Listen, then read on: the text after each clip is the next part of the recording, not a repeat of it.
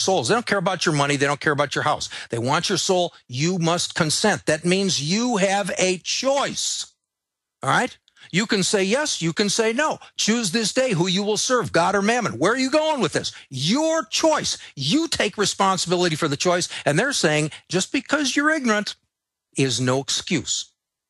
Ignorance is no excuse in the eyes of the law. It might be an excuse in the eyes of the Christian faith, but again, ignorance, certainly under the Old Testament, didn't excuse anything. Well, Christ did not come to abolish the law, but to fulfill it. I know it's a gray area or murky or whatever, but nevertheless, they need your consent. They're not just going to force you in. You have to consent. And if you have brains enough and you have sufficient courage and perhaps sufficient blessing, you can make these arguments, and perhaps they'll succeed. In my case, they did in one instance. It doesn't mean that I could try it again. Well, that's why we shouldn't just roll around like victims and say the whole world's corrupt, there's nothing we can do. Yeah, if we give up and let evil occupy everything, but good has the real power. That's why they want to keep us clamped down and tell us we have no power all day, because truth and liberty and freedom is infectious and people desire it. And once people get a taste of it, it's what fulfills. And once we start acting like sovereigns and have that confidence, then we build up humans, and humans then become stronger instead of this nanny state that seeks to make us nothing more than domesticated animals. We'll be right back. Stay with us. All right, Alfred Adask will be with us 20 minutes into the next hour. We continue to have this nice banner back and forth, just reaffirming our own thoughts and ideas, integrating the information, because we're not just here agreeing with each other, we're affirming that, yes, that is what we've discovered, that is what we found. But it's everywhere in culture, it's in every culture. This is the Illuminati secret. They're saying they're humans, we're animals. Well, let me give you a news flash. I'm not an animal. And they're trying to turn us into dumbed-down animals just so they can live this dream. These are horrible people. I'm going to break that down after Alfred leaves us and hit a bunch of the other news. But they're setting the precedent to poison our food, our water, to do unspeakable things. Tell the story quickly, because it's so important, of the world's first economist, Joseph in Genesis. This is important. Yeah, Joseph, this is an amazing thing. I saw this probably about 10 years ago for the first time.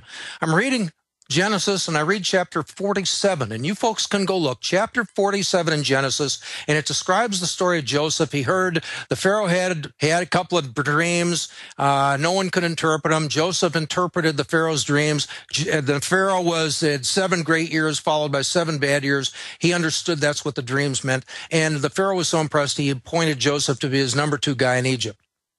The 7 years came along, and Joseph stored up grain. We all hear that story. It stored up grain. And then he'd have grain to give the people during the 7 bad years. And that's the way the story was told to me in Bible school. I remember it back when I was a little kid. Oh, Joseph, he was such a great guy. You read chapter 47 of Genesis, and it tells you in the first year, after they started the shortage of food, famine.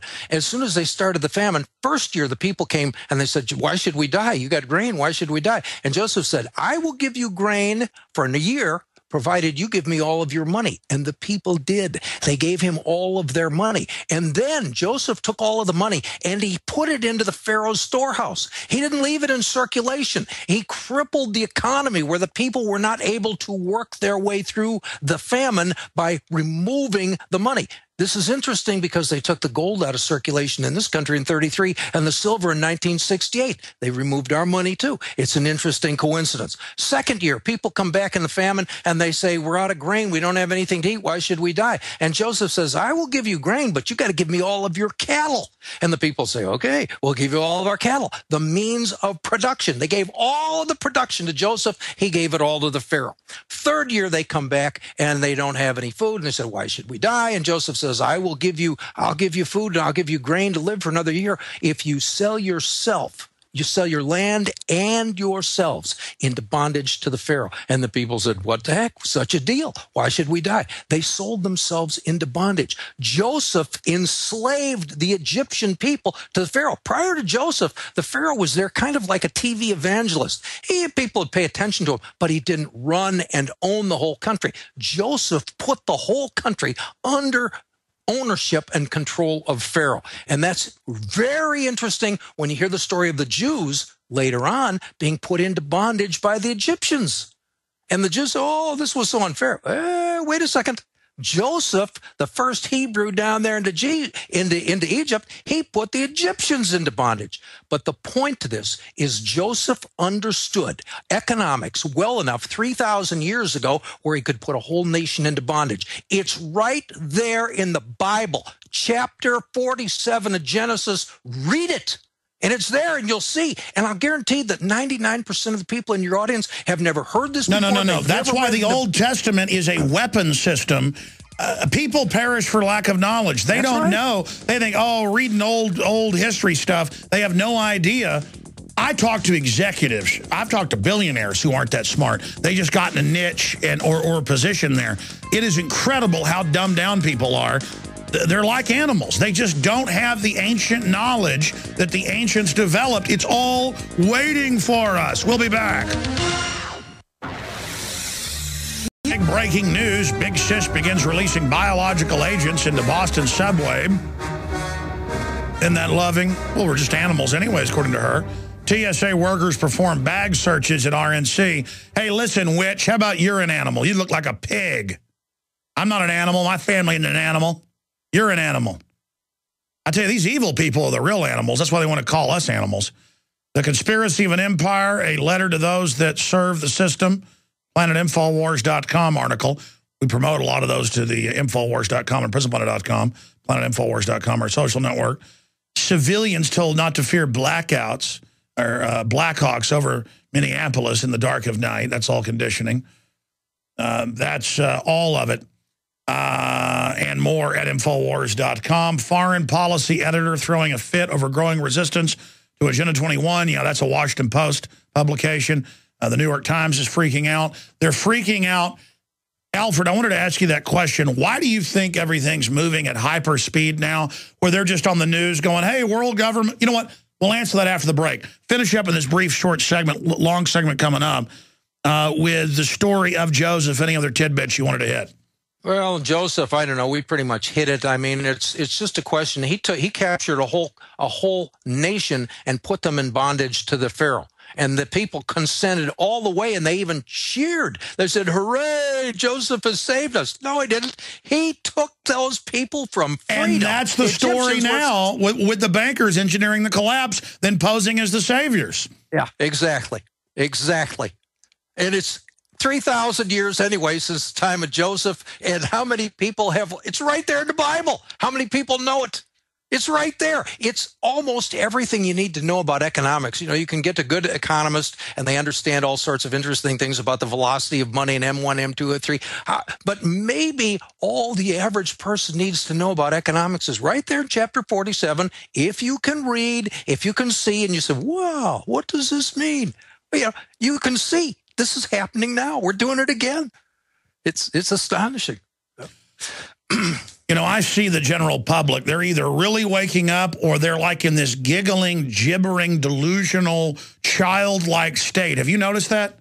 Yeah, I get what people are afraid. You know, one thing I've seen over the years is you can bring a new idea to someone, and that person understands the idea on an intuitive level before he understands it consciously, and he'll understand that if I accept that idea, it's going to put me in a position where one of these days I'm going to be forced to choose between what I know to be right based on this new idea and just getting along in life. And I don't know that I have the courage to make that choice. I would prefer to look in the mirror every day and think of myself as a good man because I haven't made any difficult choices or refused to make those choices. I don't know if I make that very clear, but people can understand. Beautifully said. They will reject them if they understand this thing's going to cause, it's going to make me have to make a very big choice one of these days, and I don't want to make that choice. I don't want to be put in that position. So they avoid. But as soon as I started living like that, I was suddenly so fulfilled, it's like hard to even handle. I mean, these people are so empty that live in cowardice, and they think hype and trendiness will empower them, so they get deeper and deeper into trendiness, but they fill out surveys and say they're the most unhappy people in the world. Right. Just trendiness, that conformity, it's just a place to hide. It's a place to appear that you're getting along fine. But I'll tell you something I'm sure you understand. You know, this is a lifestyle that is dangerous. You become a dissident. You become a thorn in the side. But you have meaning in your life. And I know I have meaning in my life. And I look at other people and I understand. I'm not making much money. I'm not a wealthy man, but I'm living better than most people in this world will ever know. I have meaning. All right? And well, you have your mind. You're not being chumped. You're aware. You know how things work. It's just spiritually, it's fulfilling. That's what matters. You're satisfied. Yeah. Yeah. Stay there. I want to come back and get into that question. Why are they accelerating their program of enslavement? With Alfred Adask, I'm Alex Jones. All right, one more segment with the always informative Alfred Adask. He joins us right now for a final segment, adask.wordpress.com, Adask spelled A-D-A-S-K.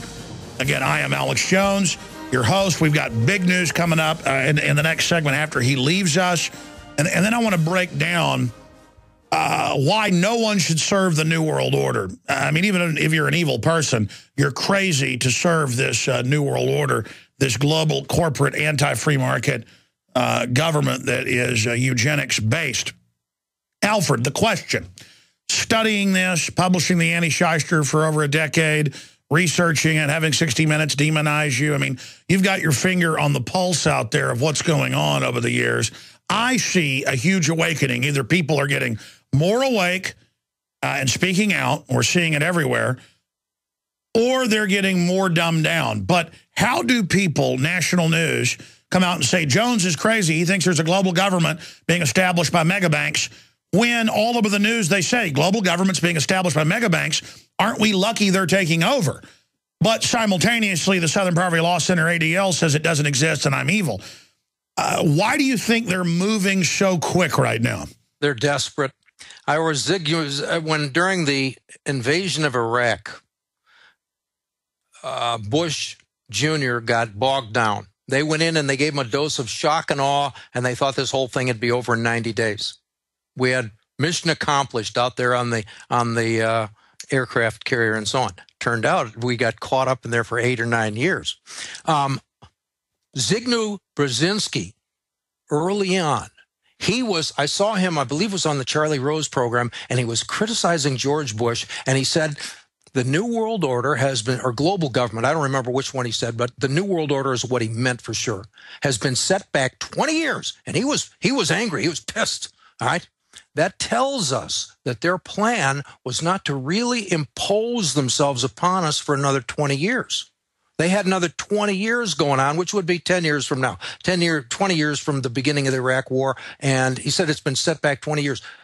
They're not doing that anymore. I think in large measure because of the internet, programs like your own, people are awakening. Not everybody, but a percentage. You don't need them all. But if you can get a big enough, you hit critical mass, and all of a sudden the world just might go the other way. So I see the New World Order as acting openly and aggressively as an act of desperation.